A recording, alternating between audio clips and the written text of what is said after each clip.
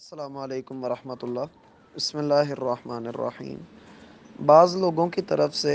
یہ چیز بھی دیکھنے میں آ رہی ہے کہ وہ کچھ بالوں کی تصاویر وائرل کر رہے ہیں اور یہ کہہ رہے ہیں کہ یہ بال آقا علیہ الصلاۃ والسلام کے بال ہیں، جو کہ ہمیں ہمارے دعوے کے مطابق قرآن کریم سے ملے ہیں۔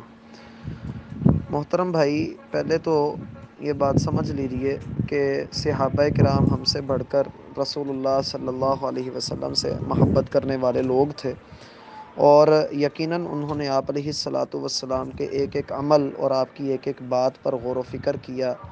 اور اس کو اپنایا بھی، اور پھر اسی طرح سے وہ آپ کے آثار سے، آپ کے بالوں سے، آپ کے جسم اطہر سے تبرک حاصل کیا کرتے تھے۔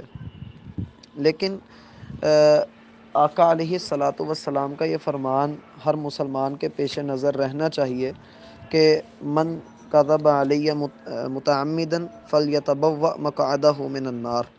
جو بندہ جان بوجھ کر میری طرف کوئی جھوٹی بات منسوب کرتا ہے تو وہ اپنا ٹھکانہ جہنم کے اندر بنا لے۔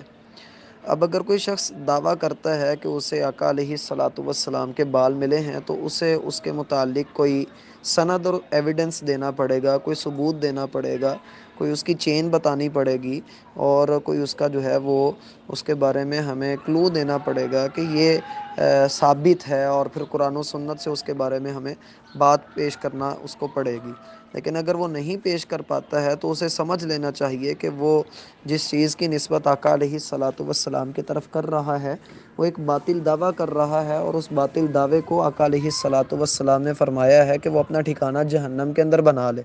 اگر کسی نے لا علمی میں ایسا کام کیا ہے تو اسے چاہیے کہ اب اللہ کے حضور گڑ گڑا کر توبہ کر لے، اور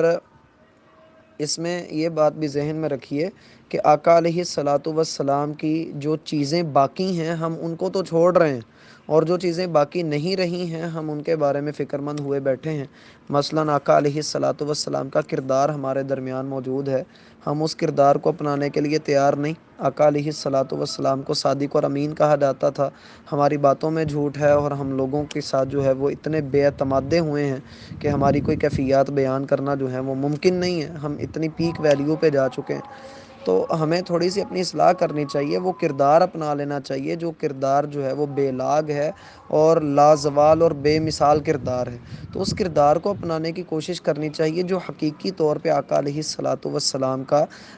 رنگ ہے، اور اس رنگ کو ہمیں اپنانا چاہیے، کیونکہ کی محمد سے وفا تو نے تو ہم تیرے ہیں، ہم ہی یہ شعر پڑھتے ہیں تو ہمیں تھوڑا سمجھنا بھی تو چاہیے۔ اور میں پھر کہوں گا کہ صحابہ کرام ہم سے بڑھ کر محبت کرنے والے تھے، اور انہوں نے اس کردار کو جو ہے وہ محفوظ رکھا، اس لیے وہ دنیا کے سب سے بہترین انسان کہلائے۔ لہٰذا اگر ہم اب کرونا وائرس سے بچنے کے لیے ہمیں جو ہے وہ تھوڑی سی پوری دنیا میں ہم دیکھ رہے ہیں کہ تھر تھلی مچی ہوئی ہے، تو ہمیں جو ہے وہ اپنی اصلاح کرنی چاہیے اور دین کے ساتھ تمسک اختیار کرنا چاہیے۔ دین اسلام نے بہت سارے ایسے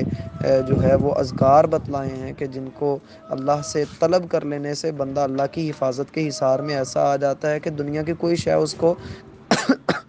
نقصان نہیں پہنچا سکتی، اور آقا علیہ الصلاۃ والسلام کی ضمانت بھی ہے اس پر۔ تو ہمیں غور و فکر کے ساتھ کام لینا چاہیے۔